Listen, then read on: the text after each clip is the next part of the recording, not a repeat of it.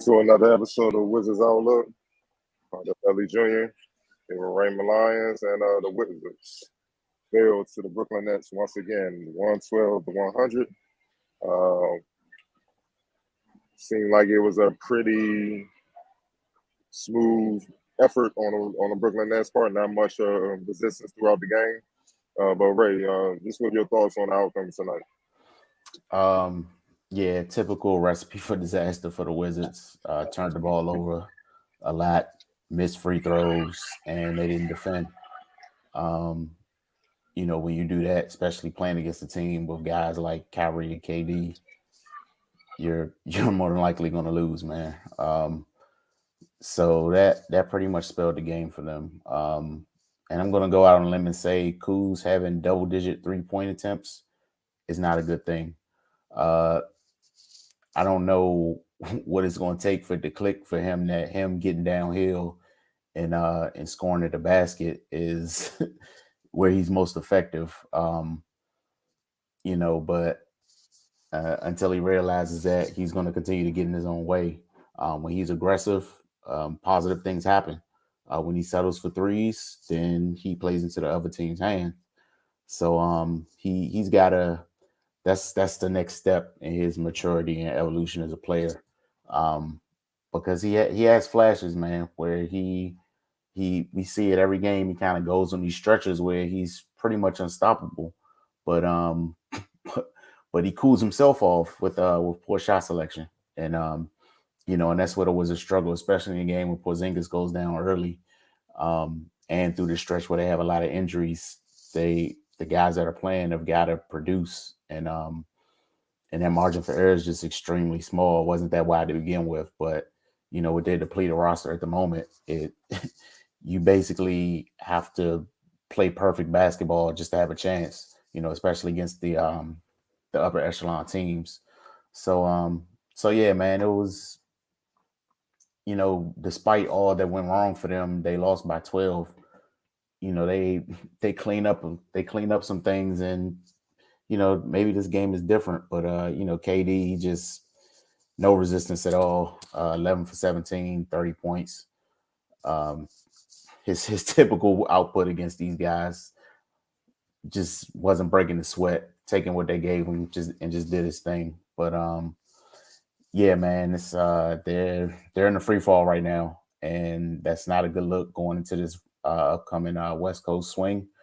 So, hopefully they turn things around. Given recent events, it's not likely that's going to happen. But yeah, man, if they want to salvage any part of the season, they got to do it very quickly. Cardell, want to get your thoughts on tonight's game?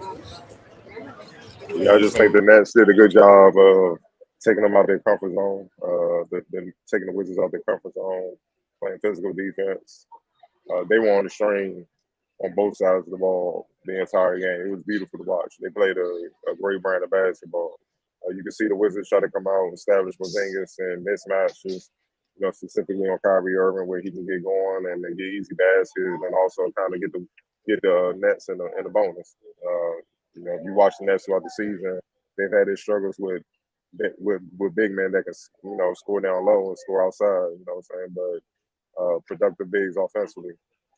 But the Nets, they were on such a strain defensively that when they tried, they switched and got right back to that man right away. So there wasn't a mismatch. And, Porzingis was forced into some tough shots. Then they got more physical, got into him, just hitting him, as the late great John Thompson would say, showed him some affection, and threw him off enough. He had kind of a good, I said straight first half, man. He put up some points, but as you can see, at the end of the game, he finished with 20, 3 rebounds. That physicality, he didn't really have much of a presence in the second half at all. Kuz got going. The guy that really saved him was Will Barton. That even make it respectable. He was big. This is the Will Barton we expected. This is thrill. Will the thrill. You know what I'm saying? This because the last few games he hasn't been himself. I don't know if he's banged up, but this is the Will Barton we expect to see game in, game out. Maybe not 22-7-7, but 15-5-5 is definitely doable for a dude as talented as he is, man. You know, as a reserve, man, he did his thing without his production. This a blowout, another blowout win for the Nets, man. Um, you know, Jordan Goodwin, solid in the starting spot, 11 points, 7 assists, 4 rebounds. Still brought his defense. Uh, Look, he had a hell of a matchup on the other end with Kyrie Irving, man. You know what I'm saying? And I gotta give the Nets credit, man. I keep going back to the defense. When I say everybody that came again, even Seth Curry, who's known to be, you know, trying to be nice, you know, you can get at him. You know what I mean? He was holding up. And that just shows you what it is. You see guys communicating, sitting down, pointing, telling everybody the things we wish we saw the home team do. You know what I mean? And you see the difference. They pretty much cruised. They just had to stay within the game plan. And that's all she wrote. You know, especially with the efficiency of pretty much everybody. You know what I'm saying? It was just a clinic on both ends, man. So but for the Nets, it started with their defensive presence, and then that fed into their offense. And it was pretty much just staying the course to get the W after that. Yeah, little two says. I spent half the game bothering Cardell talking about the Nets defense. Everyone was sitting in the chair defensively, and it was crazy because we're watching the team here. If they a tenth of that, people would be happy. Um, right, everybody, and the other thing is, it's not like they have a bunch of small players. Seven, KD's 6'13", out there sitting in the chair. Uta sitting in the chair. Claxton. It's ridiculous. And you turn around, look on the other side, and some people they really top heavy on the defensive end. Just lean one way. That's the way they're going. There's no coming back. That's it. Um, and I guess also what I was encouraged by was it felt like at times, you would think a team with the type of power they have, they'd be more mad about jacked up offensive possessions. They seem genuinely upset when they botch defensive possessions, which is again just that's all I walked away tonight with was Brooklyn cares on that end and they're fully engaged on that end. And then you saw some moments where they're ever building chemistry. Now that everybody's back, you see Kyrie and Ben and the different things. Cardone mentioned just the different ways they use Ben. It's fun watching you go about their business, for sure. But for Washington, like you said, Ray, this West Coast trip is not going to be sweet. They got to start hunkering down on that end of the floor. It can't just be Jordan Goodwin every night, being the only one that cares, and that is fully locked in on that end of the floor, full time. Well, I got to ask you guys, don't get mad at me, I'm just a messenger, or the questioner rather, but player of the game. The hometown kid. All right, cool. X Factor. The Nets defense. Yeah. It's bad when on a nightly basis this is a crowded category, man. Like how does everybody that touched the floor made a significant impact against you? Like, that just doesn't make any sense. It leads into the problems, right? It's the problems. We had one other topic before we get to comments. I'm sure you guys heard, but like some of the alleged reports, we don't know if what's true, what's not. But if you guys heard about some of the alleged reports that Kuzma's might be asking out or looking elsewhere already, considering what's going on this year. So, Reggie, want to get your thoughts on the alleged reports if they were to be true. And then Cardell. I mean, at this point, it's really just white noise to me. But I mean, what are your grounds for requesting a trade? Like, it's not like you're doing everything you can and being perfect, and it's just chaos around you. You're a part of the problem at times. So, I don't know, man. Like, how about you just do your job here first? But if you want to, if somebody wants to go, then by all means, they're grown. They can do what they want. But Yeah, I don't think if it is true, I'm not sure like what the motivation would be. Um, yeah, that's all I got on that. Cardo. Yeah. For me, if it's legit, could just be other teams working through the media, to check the posts because they see the Wizards in a free for all right now. And yeah, he's balling at near all star level. And yeah, if he was on the right team, he could change the fortunes of that team where they could be a constant threat. So that could just be it. One thing I came in here looking at was how his team, the Wizards, will respond to him. And it was normal, so as far as looking for him and stuff like that, you ain't really see the little friction that kind of creep in where you like, yeah, that's something new. But then again, it could be true. He could be, testing the water to see what it is, man. Could be agent talking to the team, trying to see what's up with that bag, and they like, nah, we gonna hold off, and he's like, all right, put that news out there. It could be just his agent working or whatnot. Regardless, man, you here for the time being. You here. So you gotta change the ways, man. Because right now, I guarantee you, if there were W's being piled up, you wouldn't hear this stuff. You know what I mean? So when the cue is ours, it seems. You know what I mean? So he got to do a better job defensively. He got to do a better job with the shot selection. And those are two things he can control before you even get there pointing fingers at anybody else. Those are things he can control.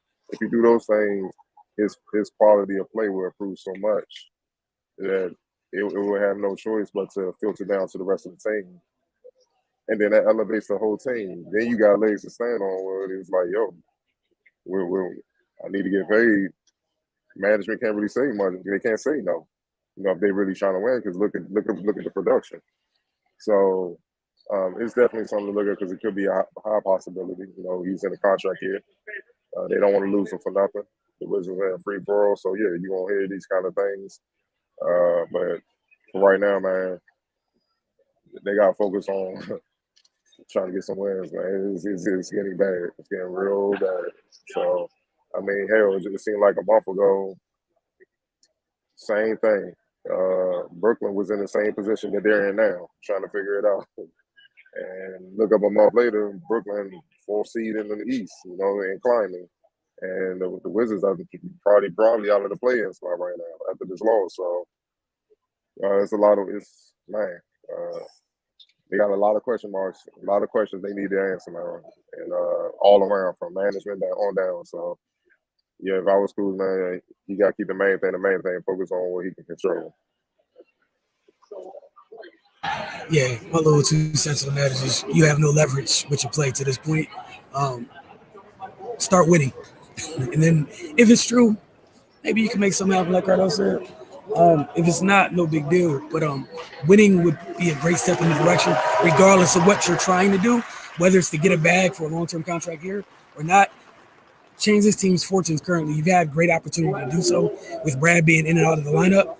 So again, this to me is kind of some missed opportunities on having some leverage, whether it's true or not. If you were trying to or not. Uh, Got a couple comments from here. 11T. What do y'all think about Danny and Will switch spots? Bragging back since the 42% quarter 3-point shooter, which is helpful for the starters, and Danny gets more freedom off the bench. And if it's true that Kuz wants out was trades which I like to see him involved in, I wouldn't mind him to the Knicks for some of those young guys. So y'all can tackle Well, this. the first one about Danny and Will switching. Hey, do it. I mean, you gotta try something because what they've been doing ain't working. And Danny he hasn't figured it out yet, man. And it's getting to the point of no return. You going on a tough road trip. At this point, if I'm West, I'm trying to win games. Get feelings, man.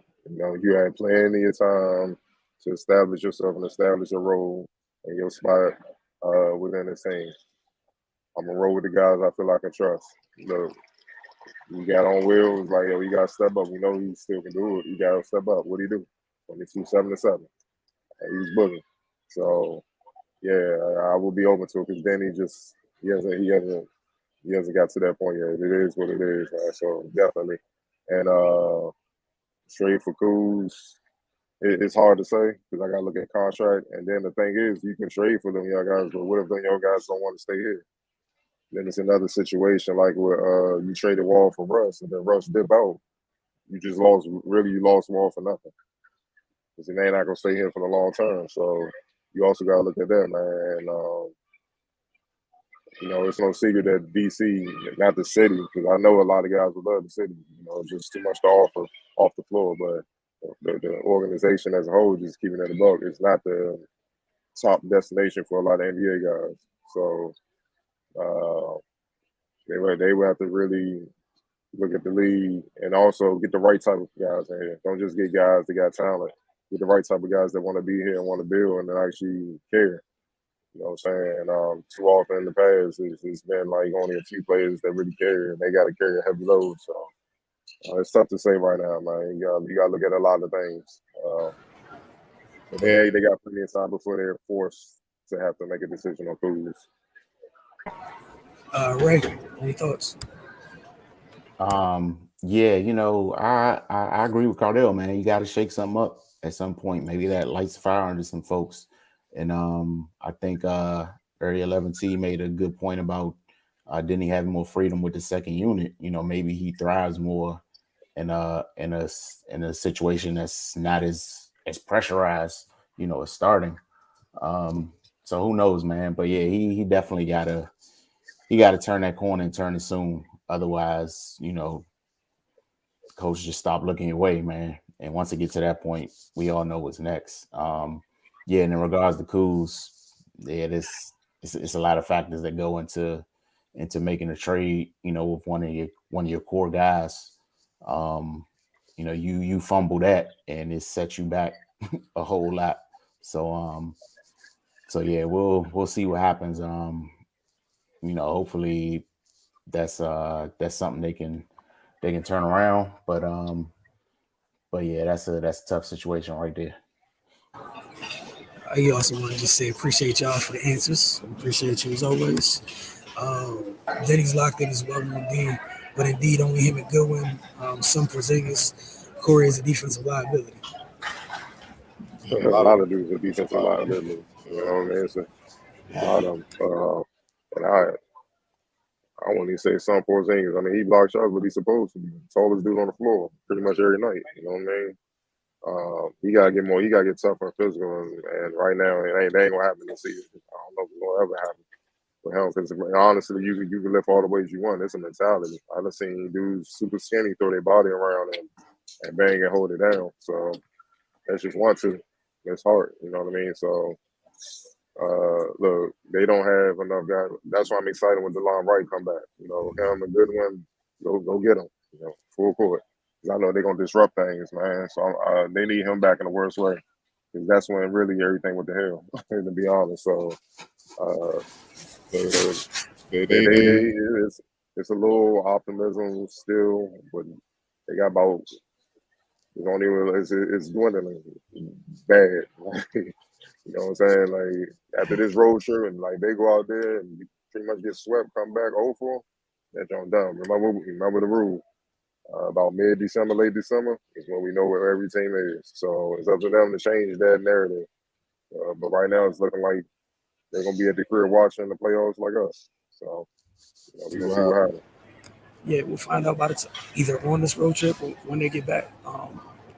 We'll know what the top of the new year is going to look like for them. You have some of the answers you guys been asking about. Will people get traded, yada, yada, yada. We'll get closer to those decisions. That picture might become clearer. If they go over on this trip. This trip is a disaster. Some of those conversations that were far away, you might have to start having. The objects in the rearview mirror closer than they appear, they're here. This conversation be right here. Because we've been telling you guys for the last 2 months what it's looked like. For the most part, we get over here and it's winnable game, winnable game, winnable game, winnable game. There's going to be parties scheduled when those games aren't exactly winnable. Sometimes you have a couple teams where outside of them going out their way to give you something, you're in trouble. But they've dropped the game, about to go on the road. We don't know how long Porzingis may be out for it, which is another thing. Things they can't afford. It's gonna be tough. They had on this week. We'll see what happens. But, thank y'all for tuning as always. Don't forget during the road trip, spend time with us in the playback room while we're watching the games. With y'all, might as well spend it with us. Y'all have a great evening.